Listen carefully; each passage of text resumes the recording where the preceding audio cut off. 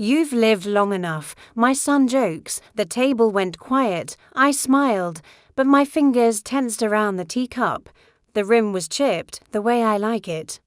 The one piece of china I'd kept from the good set after moving into the flat above the garage. He said it with a smirk, eyes on his wife, like I wasn't really there, like I already had some amusing memories.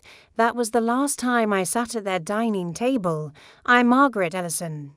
I'm 74 years old, and that was the moment I knew my life had changed without anyone needing to lift a hand. Subscribe, and tell me in the comments where you're watching from.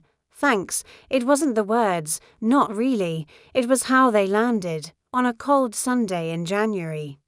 Over roast lamb and parsnips I had peeled that morning. He didn't mean to wound me, or maybe he did, just a little. The way people do when they think you're safe to wound. I had come down the stairs early that morning, the ones that creak on the third step, balancing a tray of freshly baked scones. My daughter-in-law barely looked up. The children were staring at screens.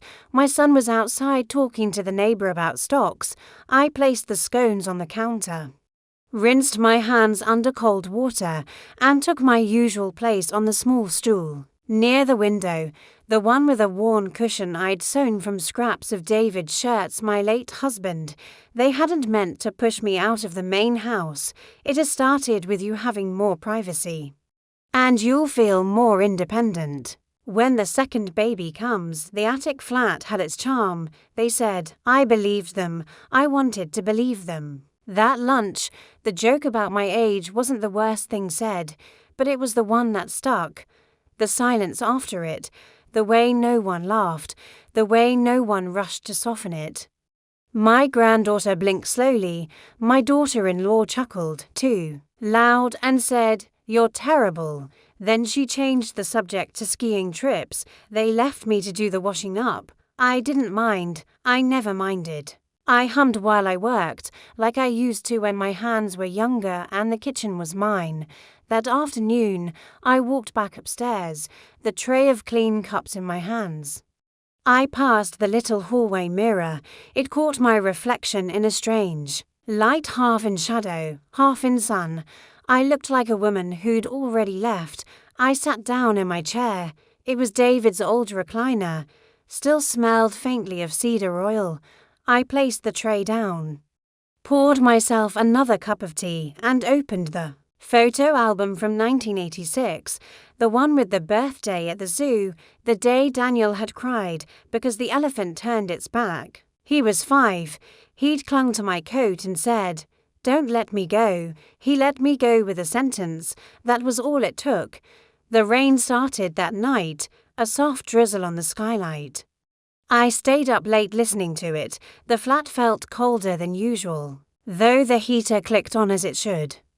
I made a list on the back of an old grocery receipt. Will socks check pension account, call Louise about garden plot, take box from top shelf sort photos. But I never called Louise, and I never sorted the photos. I stared at that list all week. Sometimes betrayal isn't loud. It doesn't come with slammed doors or court papers. Sometimes it's a joke said too easily, a look that forgets to see you, a silence that thickens around your shoulders. I began walking more after that. Early mornings, before the kids woke up, before the kitchen filled with smells that weren't mine, I'd slip out the side gate, past the compost bin, and wander down to the canal. The geese were still there, the same ones from last year, or maybe not. It doesn't matter. They honked at me anyway. There was a bench near the stone bridge, wet with moss, cold on the thighs, but it was mine. I started bringing breadcrumbs in a bag. I started breathing slower, the way you do when you realize no one's looking for you. The children stopped coming upstairs unless they needed something printed. The little one asked once if I'd been in a war. I said no, just a few small battles no one remembers. He didn't ask again. At night, I'd watch the shadows stretch long across the walls. The clock on my shelf ticked loudly. I stopped winding it. The silence suited me better. I Began to wonder about other women like me. How many of us sit in quiet corners, folded away like old linens, still useful, but not necessary. When my son handed me that joke, I don't think he thought I would catch it the way I did. He thought I was still soft, still pliable, still willing. But I wasn't. I was 22 when Daniel was born. Just a whisper of a girl, really. Still ironing my hair flat on a towel and worrying whether my lipstick was too red for church. But motherhood comes whether you're ready or not, and in that tiny council flat on Bellamy Street, I became someone else, not all at once, slowly. Through sleepless nights, formula stains, and stories whispered beside a plastic crib, his father, David, was gentle and good. He worked at the post office sorting centre and smelled of tobacco and peppermint. He never made much, but he always made time. When I worried we didn't have enough, he'd press my hand and say, "But we've got him." And we did. We had Daniel, and for a while that was enough. I gave him every hour I had.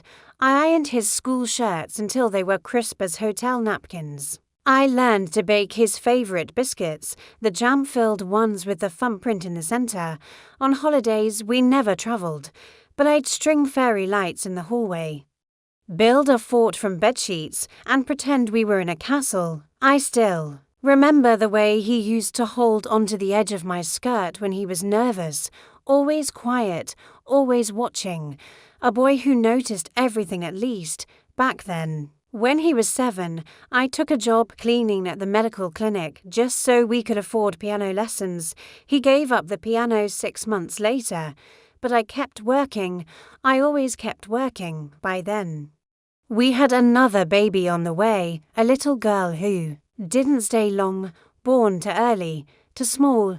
I held her once and named her Alice before they took her from me. That night, David sat beside the hospital bed, and we said nothing for a long time. But we both knew the shape of what we had lost. After Alice, I gave even more to Daniel. I told myself it was what mothers do. We don't balance, we pour. I packed lunches with little notes. Sat through freezing football matches and later studied brochures for university courses I didn't understand. He went to Leeds on a partial scholarship. I didn't cry when we dropped him off, but when I came home and saw his empty room, the faded posters, the quiet drawer where his socks used to be, I stood in the doorway and let something silent fall out of me. I visited every term, brought food, transferred money without being asked.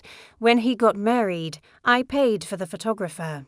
My own dress was from a consignment shop, pale lilac with a stain near the hem that no one noticed. But me, I smiled. Through the speeches, smiled when they gave me a seat at the corner table. Smiled even when they forgot to mention me in the toasts. After David died 6 years ago, now I moved in with them, just until I found my footing, as they put it, but I had already lost it.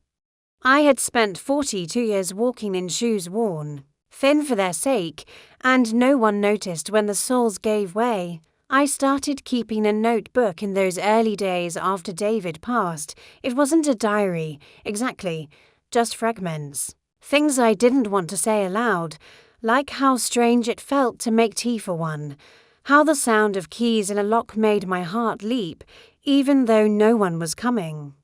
How I couldn't throw out his slippers because they still curled at the toe, the way his feet did. I didn't ask much from Daniel and his wife, a roof, a corner to read in, the occasional conversation. I folded their laundry, picked up the children, remembered anniversaries they forgot themselves. I knew the brand of biscuits her father liked, the allergy warnings for the youngest child's school lunches, the way Daniel liked his shirts hung a certain way to avoid creases. I carried it all.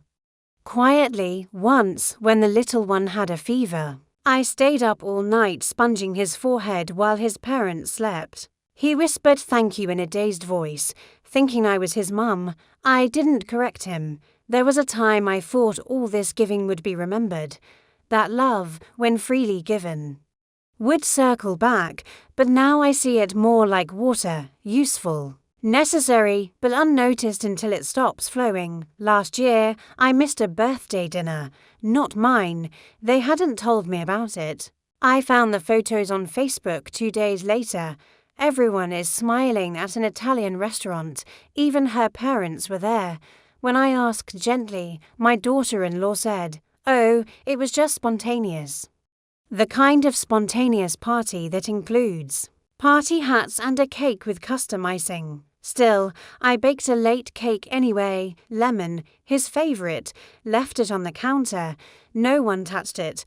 I used to keep his baby shoes in a box, soft leather.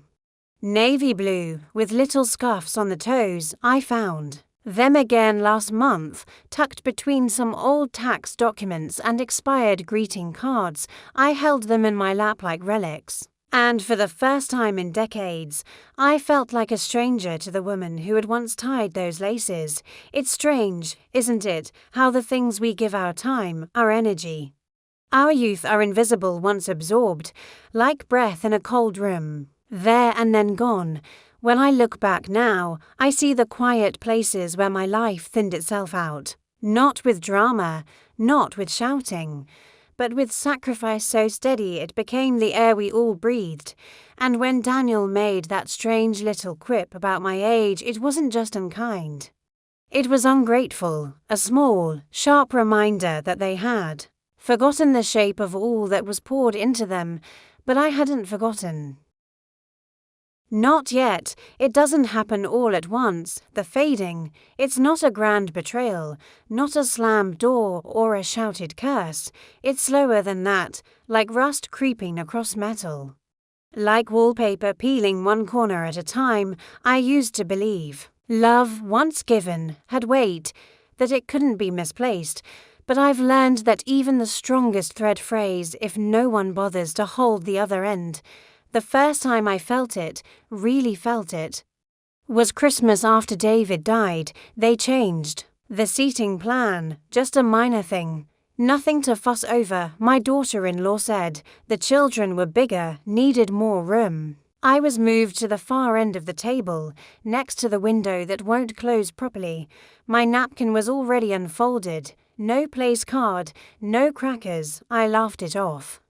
But I remember pulling my cardigan tighter around my shoulders and wondering when warmth became something I had to bring with me. The injuries weren't violent, they were quiet, whispers of neglect, like how they stopped knocking before entering my flat. How my shampoo started going missing from the tiny bathroom I shared with the washer. How my teacups were accidentally used and then left unwashed. How the children, once affectionate, started looking through me, not at me. I became the woman who bought the milk, folded the towels, remembered dentist appointments no one else seemed to write down. I was useful and never cherished, like a coat peg, always standing, always holding the weight, never thanked.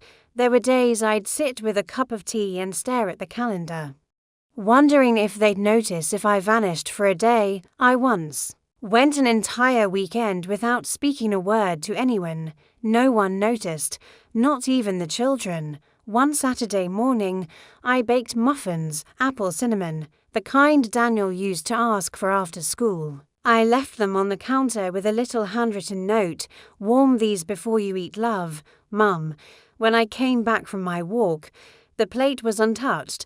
The note was gone, later that day. I found the muffins in the bin. Someone had thrown them out. No one said a word about it. I stopped barking after that. Another time, I offered to help with the school fundraiser sewing costumes, something I was once quite good at. I made a dozen miniature cloaks, each with a hand-stitch trim. The teacher sent a kind note back with one of the boys. "Thank you, Mrs. Ellison, the cloaks are wonderful." That was the only thank you I received at the school event.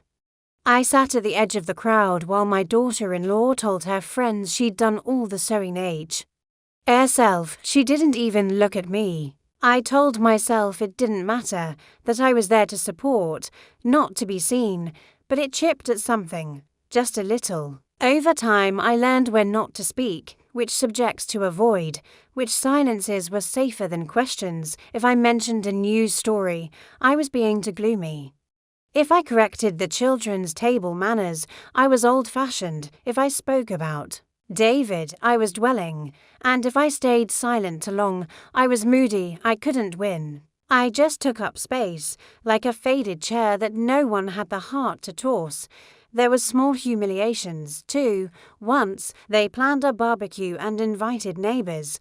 I was asked to make potato salad, which I did, carefully and with love, at the gathering. I overheard a guest compliment it. My daughter-in-law smiled and said, "It's just from a deli. I didn't have time to make it homemade." My hands were still red from chopping the onions that morning. No one corrected her, not even Daniel.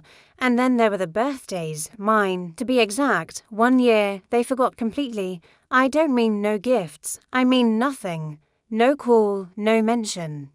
I waited the entire day, watched the clock. At dinner time, I made myself toast and ate it with a candle lit on the table, just to give the evening a shape. The next morning, Daniel saw the candle stub in the sink and asked if we'd had a power outage. I told him no, I didn't explain. What would have been the point? The 100 quiet hurts don't leave scars you can point to. They live in small aches, the kind you carry in your chest when no one asks how you slept, when you cough and no one looks up, when your absence means one less cup to wash, but no less love felt.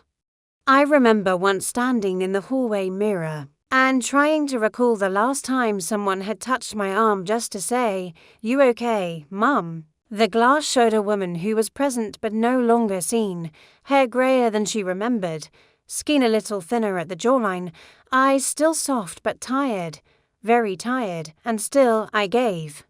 Because giving was all I knew, I made sure the children's uniforms were washed on Sunday nights, replaced the batteries in the smoke alarms, woke early to salt the path when it snowed.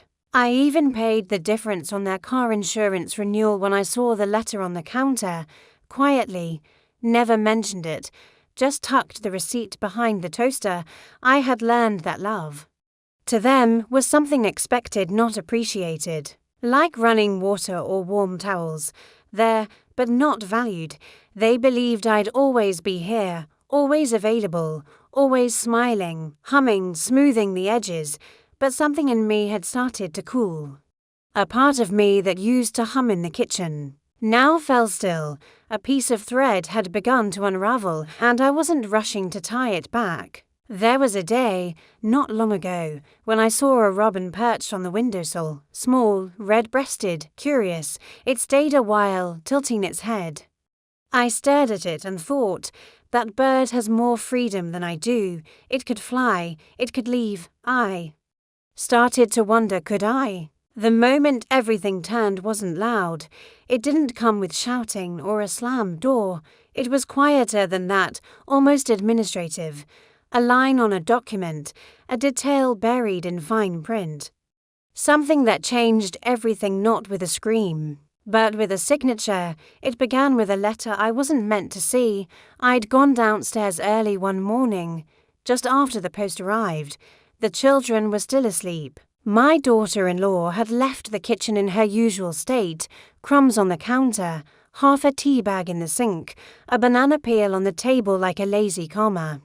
I was tidying up when I noticed the envelope, cream-coloured, addressed to Daniel, but the return address was from a firm I recognised, Lockwood, Avery and Price, the same solicitors David and I had used when we made our will 22 years ago. Something pulled in my chest. I didn't open it. Of course, I'm not that sort of woman, but I did write down the name, tucked it away in my book of phone numbers and recipes. The letter was gone by noon, never mentioned. That evening, after everyone had gone to bed, I took out our copy of the will. It lived in a blue file folder under my sewing box. Still smelled faintly of lavender from the sachet I kept in the drawer. I read it again, carefully, Page by page, it was exactly as I remembered. In the event of David's death, the estate passed to me, upon mine. Everything was to be divided evenly among Daniel and our niece Lucy, the daughter of my late sister, whom David had loved like his own. We had no other children, no complicated clauses, no trust. It was simple, fair, honest. So when Daniel made that joke about me having lived long enough, it hit with a weight I couldn't name, not just because of what was said, but because something inside me already suspected he'd started treating me like someone whose usefulness had expired. 2 weeks later, I found the envelope again. Or rather, I found a new one this time in the recycling bin beneath crumpled cereal boxes. It was torn open, but part of the letter remained, the heading, Revised Beneficiary Document, Confirmation of Changes. I stared at it for a long time, my hands going still. The hum of the refrigerator filling the room like static. It wasn't. Until the following Thursday that I confirmed what I feared. I called Lockwood, Avery and Price, give them my name, my late husband's name. The clerk on the phone was young, polite but inexperienced. She didn't mean to slip, but when I asked if Daniel had updated any documents held jointly under our family file, she hesitated just a breath too long and said, "Those revisions were submitted last month, revisions." I thanked her and hung up. My fingers trembled when I poured the tea that night. I didn't drink it. Instead, I sat in the quiet and remembered a day, years ago, when David and I stood in that solicitor's office holding hands. We had joked about how old-fashioned it felt to sign things on paper, but it mattered to us that everything was in writing, that everything reflected the love we carried. And now something has changed. Quietly, without discussion, behind my back. I didn't confront him. What would I have said? He would have denied it, said I misunderstood, that I was confused, that it was just a clarification or preparation. I could already hear the gentle, rehearsed tone, with that condescending edge he'd begun using when he thought I was getting forgetful. But I wasn't forgetful. I was paying attention. A week later, the final blow arrived, this time in the form of a conversation I wasn't supposed to overhear. It was a Saturday afternoon. I was upstairs folding towels. My bedroom window was cracked for air. Below, in the driveway, Daniel and his wife stood by the car. Their voices floated up, casual, muffled, but clear enough. "She'll be fine," my daughter-in-law said. "She's old." Not stupid. Just don't mention the flat. Then Daniel said something I will never forget. "She won't make it another 5 years. Honestly, this is just about being patient. That word is patient, not kind, not caring, just patient." Like I was some slow dripping faucet they were waiting to stop on its own. I didn't finish folding the towels. I sat down on the edge of the bed, hands in my lap, and stared at the floor. My heart wasn't broken. No, it was quieter than that. Something settled. A kind of cold clarity, the sort that comes not with shock, but with the soft, final acceptance that you have been, without question, replaced. I stayed silent that evening, ate dinner with them, listened to the children talk about a new video game, nodded when asked to pass the salt. No one noticed how still I was, or how my hands shook ever so slightly when I refilled my water glass. They didn't know yet that I had begun to disappear. Later that night, I took out my notebook and wrote one line, "They have already buried me. I am just not on the ground yet." I closed the book, sat in the dark. Something inside me had cracked, not out of rage, but resolve. They had crossed the final line not just in rewriting paperwork, but in revealing the truth of how they saw me as a number, a waiting game, a beneficiary to manage. I was no longer a mother in their eyes, no longer a woman who held them up for decades. I was a placeholder, a puzzle piece they were trying to remove gently without drawing attention to the gap, but they underestimated me. They always had. The silence began the next morning, not the Absence of sound, no, the house was still full of it. The buzz of the kettle, the clang of plates, the murmur of cartoons bleeding through the floorboards. But I, myself, became still.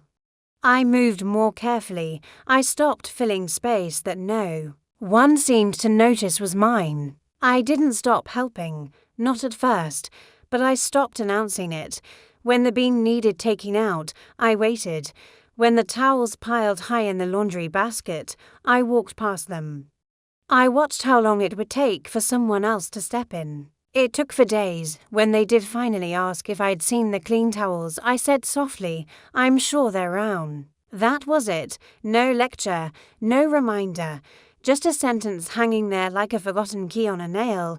I started keeping a small cash envelope tucked inside an old book of poems by Mary Oliver. 50s and 20s, saved bit by bit, I sold a few things quietly. An antique brooch I hadn't worn in years, a small oil painting David's aunt had left us. I used an old PayPal account, one Daniel didn't know about. I wrote every deposit in a small notebook. Nothing grand, but it felt like reclaiming a muscle I hadn't used in years. That same week, I visited the bank. I waited in line with a plastic folder and my handbag clutched tight under my arm. The clerk, a young woman with tired eyes and chipped nail polish, asked what I needed. I told her I wanted to open a separate account just for me. I didn't need a card, just a passbook. Something quiet. She smiled like she understood more than I was saying. Maybe she did. I didn't tell anyone. At home, I moved through the days like a shadow, present, but not participating. I still picked the children up from school, but I no longer asked how their day went. I cooked if asked. But the food lost its warmth. I stopped putting sprigs of parsley on their plates. I stopped leaving little folded notes with kind words on napkins. I stopped reminding Daniel to take his vitamins. I stopped bringing the post upstairs. I stopped offering suggestions. It's a strange thing, realizing how much of your life has been spent keeping others from feeling the weight of their own neglect. I began walking longer routes, past the canal, through the older parts of town, streets where houses still had their original doors and moss grow between bricks. I lingered at the charity shop window, glanced at flyers pinned to cafe walls. One afternoon, I stepped into a second-hand bookstore and stayed for 2 hours without buying anything, just breathing. The dust, tracing spines with my fingers, remembering what it felt like to be alone without being lonely. One evening, Daniel asked if I was feeling all right. I nodded. Just a little tired, I said. It was the kind of answer people accept when they don't want to know the real one. The next day, I made an appointment with a solicitor, not the family. Fermi, a different one, on the high street, between the florist and the bakery. Small office, clean chairs, the smell of lemon cleaner. I spoke to a man named Mr. Finch, mid-40s. With a kind voice and an efficient pen, I told him I wanted to revise my will. He asked a few questions. I answered them clearly. Yes, I had a son. No, he would not be the primary beneficiary. Yes, I had a niece Lucy. She'd stayed in touch all these years, wrote me letters, sent cards, called on my birthday, even from 3 countries away. And yes, I wanted to leave something to the children's hospital. David would have liked that. Mr. Finch didn't pry, just nodded and took notes. When he asked about assets, I was honest. Modest savings, some jewelry, a pension, and, of course, the flat above the garage is technically part of the house, but mine to assign. We arranged for everything to be updated, legally sound, no room for contest. I left the office lighter. Back home, I said nothing, but the silence settled in deeper. I had become the ghost in my own story, not gone, but invisible, still folding socks, but without affection, still offering rides, but without warmth. I began writing more in the evenings, longhand, on thick paper, reflections mostly, not quite a diary, just small entries. Lines like, "I've learned that the absence of kindness leaves a louder echo than cruelty ever does," and "I used to believe silence was emptiness, now I see it as space. A space where I can finally breathe." Daniel didn't notice. He was busy. With work, with his plans, with their future. A future that now no longer included a quiet old woman folding their history into the corners of drawers. And yet I didn't hate him. That surprised me. I felt something closer to mourning. For what we were. For the small boy who used to run barefoot into the kitchen, cheeks flushed, holding up a drawing with too many stars and not enough sky. For the man he could have become if he had remembered softness. My daughter-in-law noticed something had shifted, but didn't have the language to name it. She began overcompensating by offering me tea I didn't ask for, asking if I wanted to join them for movies I had no interest in. I declined, gently, politely. I think it unsettled her that I had grown quiet not with anger, but with dignity, and dignity, I've found, is harder to argue with than outrage. I began going to bed earlier, waking before dawn. I watched the sunrise from the attic window, sipping tea in silence. I moved like someone preparing to leave, not today, not tomorrow, but soon, and the truth was, I already had, emotionally. I had packed my bags. I had stepped back from the threshold of their expectations. I had stopped hoping for gratitude, for recognition, for a sudden return of softness. Instead, I had given myself something else. Distance, and with distance came vision. I could see what they had become, I could see what I had allowed, and I could see, clearly now, how I would no longer carry what was never mine to hold.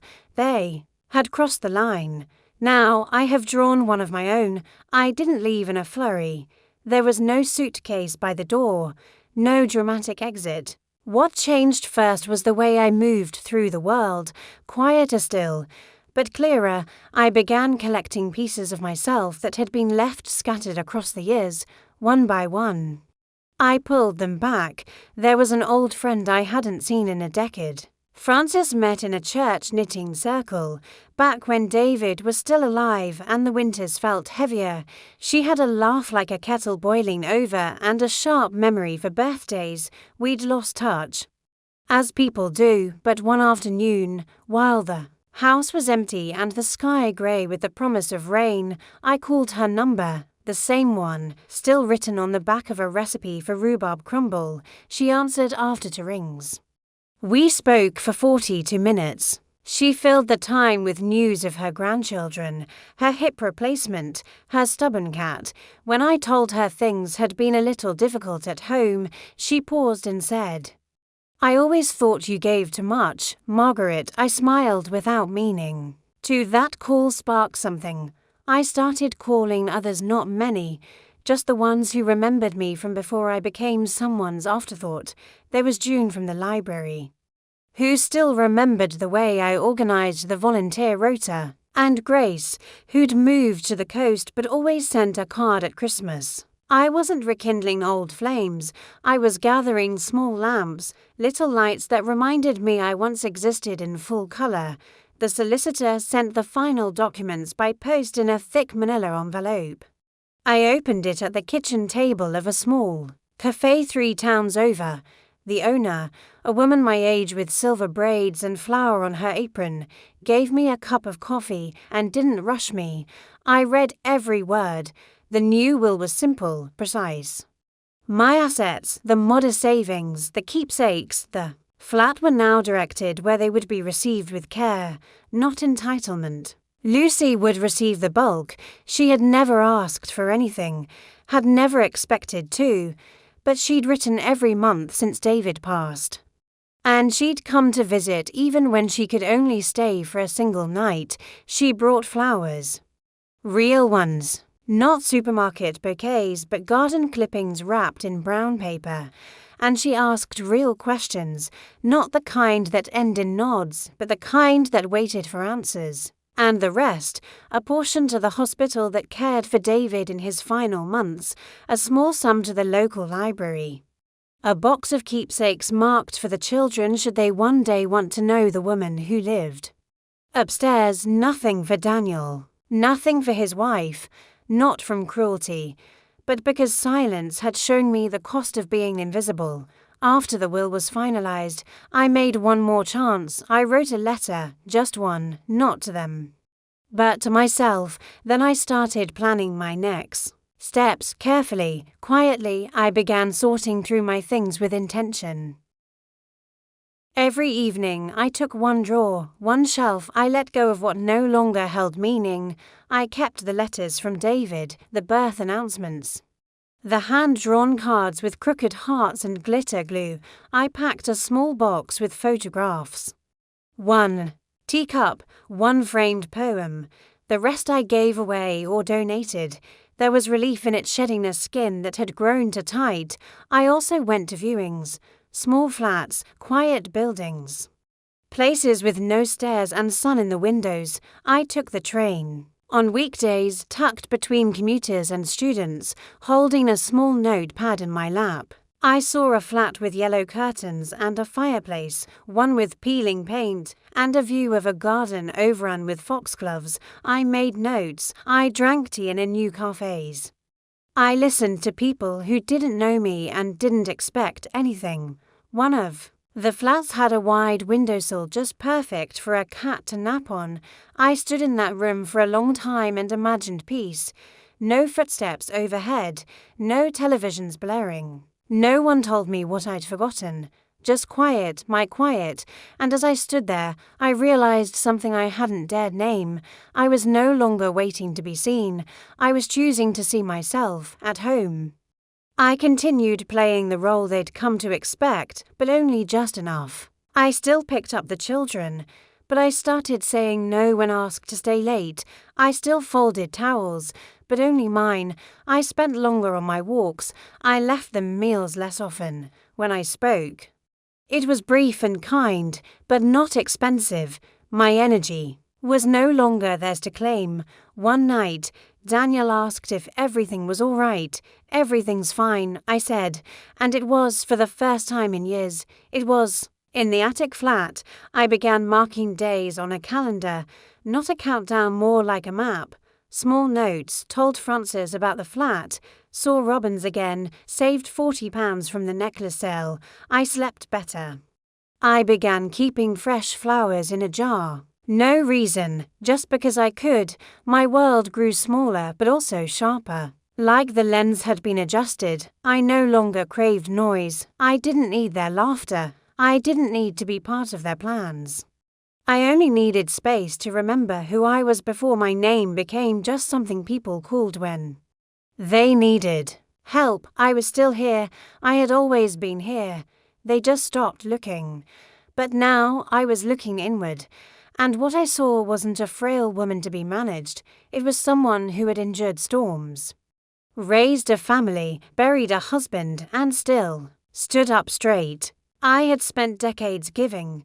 Now, it was time to gather. The shift was slow, like water drawing away from a stone. At first, they barely noticed. That's how it usually goes.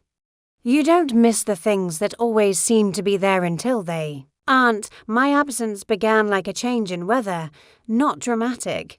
Just cooler air, a quieter house, fewer things taken for granted. It was little things at first. The bean was not taken out. The grocery list is missing its usual updates. No folded laundry in the downstairs basket.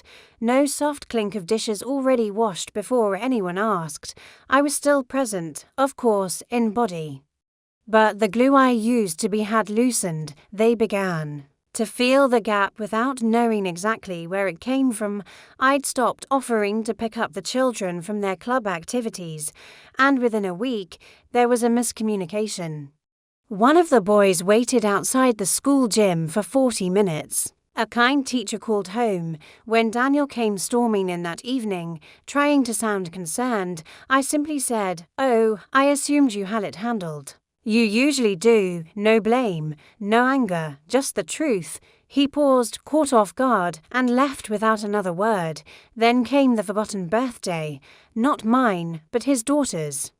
I had always been the one to make the cake, wrap the gifts neatly, and remind them to plan something special. That year, they remembered the morning of I heard the panic downstairs, the quick run to the corner shop, the cheap supermarket cake, the hastily wrapped book.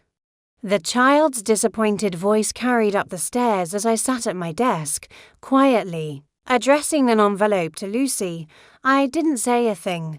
My withdrawal wasn't to punish. It was to preserve. I was giving them back the responsibility they'd handed off to me long ago without ceremony. One Saturday afternoon, the doorbell rang. I waited for them to answer. No one did. After 3 rings, I finally came down. It was the plumber. They'd forgotten the appointment. The boiler was overdue for servicing. My daughter-in-law blamed the calendar, then the app, then the plumber himself. But the truth was, they'd relied on me to remind them of these things. For so long, they'd forgotten they once did it on their own. She asked why I hadn't mentioned it. I didn't think it was my place. I said, then I went back upstairs. That phrase, not my place, became a quiet refrain, a gentle echo that left them puzzled. A week later, the eldest child came to me with a school assignment. I'd always helped before, grammar. Structure, clarity, it had once been our little tradition. But this time I smiled and told him kindly that he should ask his mum or dad. His face fell, and I softened, ruffling his hair, but I didn't pick up the pencil. That evening, Daniel said nothing, but I noticed the boy sitting beside him at the table, Daniel rubbing his temples in frustration, the pages crumpling slightly under his fingers. I wasn't being cruel, I was just returning everything I used. To carry, one piece at a time, they began to notice the difference. My daughter-in-law once asked if I'd changed my shampoo, and she said I smelled different. I hadn't. I was simply no longer folding into their rhythm. I was existing on my own. They started asking questions. Are you all right, Mum? You've been quiet. Did we do something? To each, I gave the same answer, delivered with soft clarity. I'm fine. I'm just choosing to take better care of myself. The truth landed differently when it came wrapped in calm. I think it began to scare them in a way they couldn't name. Not fear for me, but fear of what they were losing. Not the woman who folded clothes and ironed shirts, but the one who steadied the walls of their lives without making a sound. They tried to recalibrate. More invites to dinner, more forced conversation. My daughter-in-law offered me her seat on the sofa one night, as though that could undo a decade of small exclusions. Daniel made tea one evening, unprompted. It was too weak, too cold. I drank it anyway, but it was all a beat too late. One morning, Daniel found the letter from the hospital, thanking me for my modest donation. It had arrived in the main post and been opened by mistake. He came upstairs, the paper in his hand, confusion on his face. What's this? He asked. A gift. I said, in your father's name. He blinked. You never said anything. No, I said, I didn't. He stood there for a moment, words on the edge of his lips, then he left. The paper remained on the kitchen table all day. That week, I noticed my name scribbled hastily on the family calendar. Check with Mum about wills. A quiet panic, I suppose. They had felt the tide shift. The solicitor confirmed the new documents were in place. Secure, final. There was nothing they could do. Daniel never asked, but I could see it in the way he looked at me now. Less certainty, more distance, as if trying to remember how we'd ended up here. The house felt more aware of me than before. Like they'd realized a thread had been pulled loose and couldn't be sewn back in. And still, I kept going. I tended to my corner. I watered my plant. I went on long walks. I sat in cafes and wrote in my notebook. The children were polite. Their mother is more careful. Daniel is quieter. What they had lost wasn't money. That would come later. What they had lost was me, not the shell of me, but the heart of the woman who used to anticipate their needs before they spoke them, who used to hold their chaos in both hands and call it love. That woman had stepped back. And in her place stood someone else, someone who had learned that boundaries are not walls but lines that protect what is still whole. They missed her, I think, but they never really knew her until she was gone. It was a Sunday when I wrote the letter. Rain whispered against the attic window, soft and persistent, as if the sky itself needed to unburden. I had been sitting with the idea for days not to write to Daniel, not to confront or explain. That path had long since lost its purpose. No, this letter was for someone else entirely. Someone I hadn't addressed in years. Myself. I pulled out the old stationery from the drawer of cream-coloured pages that still held the faint scent of lavender. David had given them to me once. Back when people still wrote thank you notes by hand, I lit a small candle and sat at my desk, the same one where I used to balance bills and write birthday cards, and I began, "Dear Margaret," I paused after the greeting. The strangeness of writing my own name like a stranger's, but also the truth of it, because I had become someone unfamiliar even to myself, or maybe not unfamiliar, just buried. I wrote slowly. Carefully, not trying to be poetic or clever. Just honest. You've given away so much of your time, your energy, your gentleness. You gave it freely, thinking it would be remembered, that it would wrap around you like a blanket in return. But it wasn't, not the way it should have been. You were not wrong to love them. You were not wrong to help. You were not foolish for believing that care would echo. But it didn't, and still, you remained kind. I let the pen glide gently, each word an offering, a confirmation, a release. I wrote about the ache that came not from being alone, but from being surrounded and unseen. I wrote about the slow silence that had grown in the spaces where affection used to live. I wrote about the birthdays passed over, the tasks unthanked, the way their laughter had become a closed room I no longer held a key to. And I forgave myself. That was the hardest part. Forgiving the woman who stayed too long, who made excuses, who waited for scraps and called them meals, who thought that endurance was love, and that being needed was the same as being cherished. But as I wrote, something softened. I told her that she had survived all of it. That even though the recognition never came, the truth did, and in that truth there was power, not the kind that shouts or demands, but the quiet kind, the kind that chooses. I choose you now, Margaret. I choose your mornings and your peace. I choose your quiet joys and your soft-spoken no. I choose the sound of your footsteps walking away from what no longer feeds you. You are not bitter. You are becoming.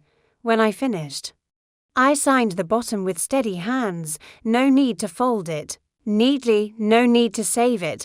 I read it once, then I carried it to the fireplace, struck a match, and watched the words curl into smoke. The rain outside continued, gentler now, as if it too had found its release.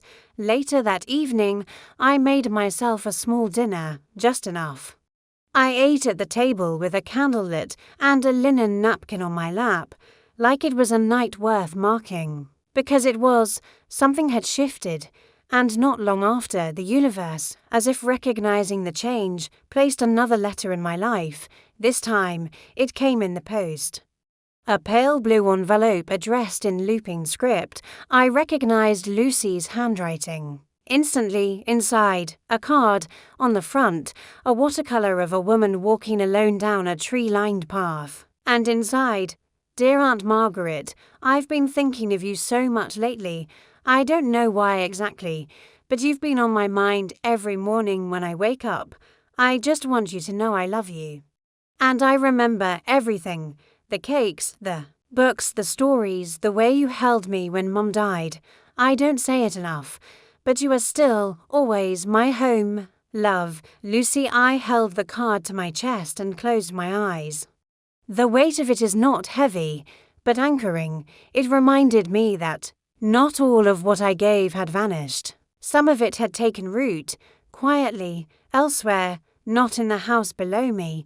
But in my heart I hadn't expected to carry it so far. I wrote back the next morning, told her I was doing well. Told her I had plans, that I'd be moving soon, and I hoped we could share a cup of tea sometime this spring, somewhere by the sea. She called me 3 days later. We talked for an hour, laughed, remembered. She said she had space in her guest room if I ever wanted to visit. I told her, maybe, I just might. It felt like breathing again. Sometimes life doesn't hand you closure in a single grand gesture. Sometimes it gives you a pen, a blank page, and a chance to rewrite the ending for yourself. The attic felt warmer after that, not because the thermostat had changed, but because I had. Daniel never asked about the new will. Perhaps he suspected. Perhaps he didn't want to know, but there was a new caution in his voice when he spoke to me, less assumption, more careful. As though he sensed that something unspoken now lived between us, a line he had once crossed that I had now quietly redrawn. I didn't need him to apologize. What I needed was already mine, my voice, my will, my peace, and the letter, both the one I wrote and the one I received, reminded me that healing is not a gift others hand you. It is one you give yourself in the quietest, truest hour of your life. That night, I opened the window before bed. The rain had stopped, the air smelled of wet leaves and distant lavender, and I whispered a thank you into the dark, not to anyone else, just to me, for surviving, for softening, for staying long enough to begin again. The morning I moved, no one helped me carry the boxes. That's not a sad sentence, it's simply the truth. I had planned it that way, quietly, cleanly, without fanfare. I had hired a young man from the notice board at the community centre, kind, respectful, full of soft questions and steady arms. He lifted what I could not, and I paid him in cash and tea. By midday, the attic flat was empty. Not cold, not mournful, just emptied of the version of me that had once tried to hard. The shelves were bare except for the note I left on the small counter near the window. It read, "Take care of the plants. They need more light than you think." And with that, I closed the door behind me and didn't look back. The new flat is on the edge of town. Not far, but far enough. A quiet building of 8 units, most of them occupied by older women who water their geraniums with the same devotion they once gave to office reports and family dinners. My neighbour across the hall is named Edna. She wears wide-brimmed hats and offers me marmalade on Thursdays. We don't speak much, but we nod in the hallway, and that's more than enough. My windows face east. In the mornings, the light comes in like a blessing, soft, golden, unhurried. I open them wide, even when it's cold, and I let the air in. The curtains sway like they're breathing. My life is small now, and I have never felt larger. I make my tea just the way I like it, strong, with a splash of oat milk and no one else's preferences to adjust for. I eat when I'm hungry, not when a clock or a child demands it. I go for walks without leaving a note behind or carrying a phone to be reached at all hours. I read again slowly, luxuriously, paragraph by paragraph, letting the senses linger the way I never used to have time for. Some afternoons, I visit the community garden 2 blocks away. I've claimed a small plot, nothing ambitious, a square of earth where I've planted thyme, marigolds, and a single tomato vine that leans stubbornly toward the sun. I talk to them. Sometimes, not because I think it listens, but because I finally have something to say. Lucy visits when she can. She brought me a wind chime last month, glass and copper, shaped like tiny leaves. It hangs by the balcony door now. When the breeze moves through, it sounds like a memory, delicate, surprising, and a little bit wild. We sit together when she comes, no schedule, no agenda. Just cups of tea and slow conversation. She tells me about work, about the man she might marry. I tell her about the robin that visits my railing, the cat I'm thinking of adopting, the poem I found that reminded me of her mother. Sometimes we sit in silence, and for the first time in years, It feels like connection, not neglect. As for Daniel, I've heard little. A postcard arrived once, unsigned, though I recognized his handwriting. It said, "Hope you're well," nothing more. No return address. I didn't respond. That wasn't out of spite. It was simply because there was nothing left to say that hadn't already been lived. I imagine they're fine. The children are growing. The routines continue. But now none of it leans on me. They are learning, perhaps slowly, what absence really means, that it doesn't always slam a door. Sometimes it just walks away gently. Finally, with grace, and what they've lost is not just my effort or my time, it's the soft net I once held beneath them, the thoughtfulness, the foresight. The tiny threads that once kept everything stitched together. I sometimes think of the old house. Not often. It comes to me like a faint echo when I fold towels or hear a kettle hiss. But it doesn't hurt anymore, because the part of me that lived there, the woman who endured, who hoped, who gave without condition, she's not grieving. She's resting. My days are full in a way I never expected. Not with people, not with plans. But with a rhythm that is finally mine. I water the plants. I write letters on real paper. I clip newspaper articles and tuck them into a drawer like I used to when the world still felt worth cataloguing. I've started journaling again, not the kind where I record tasks or aches, but the kind where I wonder aloud on the page. I ask questions without needing answers. I write lines like, "What would it mean to live without apology?" And then I sit quietly with the question all day. The noise is gone now. Not just the physical clatter of a house to full, but the emotional static of being constantly needed without ever being seen. In its place, there is stillness. And I have come to love the stillness. I once believed that meaning came from being woven into the lives of others, and there's truth in that. But there is also meaning in standing alone beneath the sky, feeling the sun touch your face, and knowing, without doubt, that your presence is not diminished by your solitude. This new life didn't come with fanfare. It came with choice, a quiet, deliberate choice to begin again, not out of anger, but out of reverence for the self I had so long postponed. Some evenings I sit on the balcony with a cup of mint tea. The city hums softly below, but it never rises to interrupt me. The wind chime sings now and then, a dog barks in the distance, and I write single lines in my notebook, not full entries. Just fragments. Last week I wrote, I wasn't angry. I was finally empty, and that was beautiful. And it was, because in the space they left, I found something far more precious, myself. It's strange how life settles into itself when no one is watching. There's no announcement. No single moment where it clicks into place. One morning, you simply realize the ache in your chest is gone. The quiet isn't empty anymore. It's yours. It holds you like a shawl around your shoulders, not tight, but enough to feel safe. A few weeks after I moved, I adopted a cat. She was grey with white paws and a temperamental tail. The shelter had called her Maisie. She didn't respond to it, so I named her Olive. She came to me slowly, like everything good does now. The first few days, she hid under the bed. By the end of the first month, she was sleeping at my feet, purring like a song I used to know by heart and had only just remembered. It's astonishing what happens when no one needs you to be useful.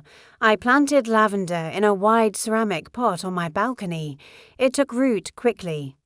Leaning toward the morning sun like it knew where to go, I began reading poetry again, not just the kind written by others, but the kind I'd tucked away in notebooks during long years of laundry and school runs. Lines I'd scribbled between obligations, never shone anyone. I found one written the year David passed, unfinished. I finished it last Tuesday. It didn't rhyme, but it felt whole. Frances visited twice. We went for lunch and laughed like we were back in our 40s. She said I looked lighter. I told her I was just older. We both knew I meant more than years. I'm not sure what Daniel tells people now.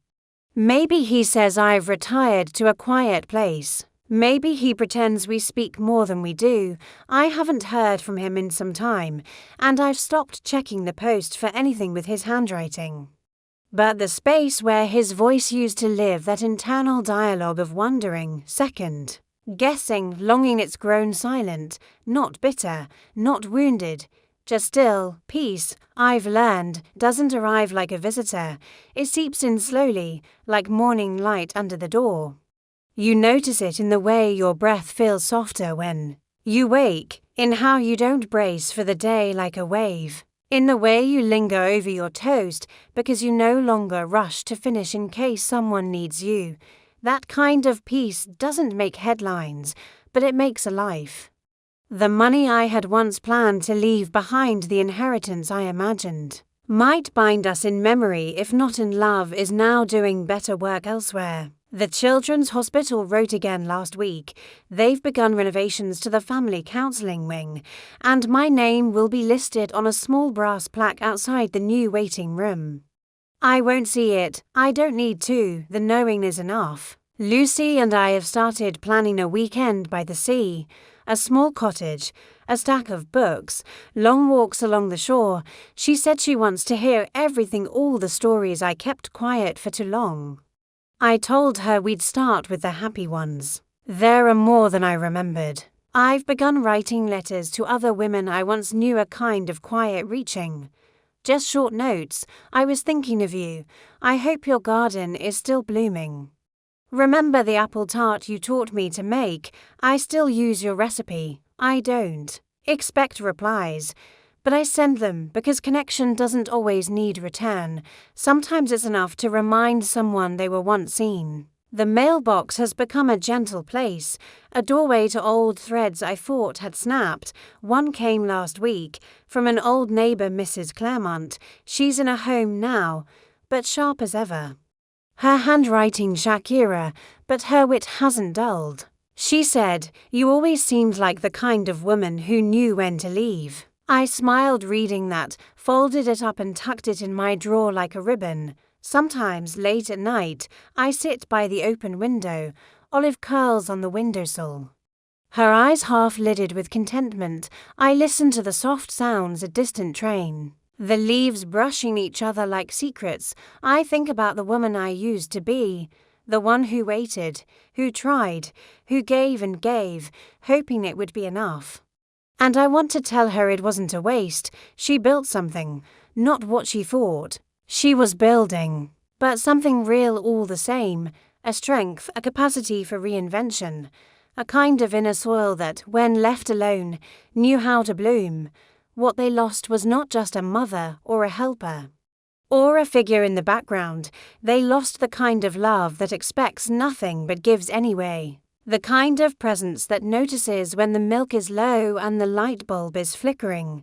They lost the silent generosity that, when it disappears, makes a home feel colder even when the thermostat is the same. I don't say that with spite, I say it with clarity. It is not my burden to make them understand the cost of what they took for granted. It is only my duty now to live, fully, quietly, without apology. There are still small griefs, a scent that catches me off guard, a recipe that feels too lonely to make, a voice on the radio that sounds like someone I miss. But they pass through me now, like wind through trees. I bend, I don't break. Olive purrs beside me as I write this. The sun is almost down, the tea is warm again. I will end this page here, not because the story is over, but because it has finally reached its rhythm. Tomorrow I will walk to the market, buy fresh bread, maybe a pastry.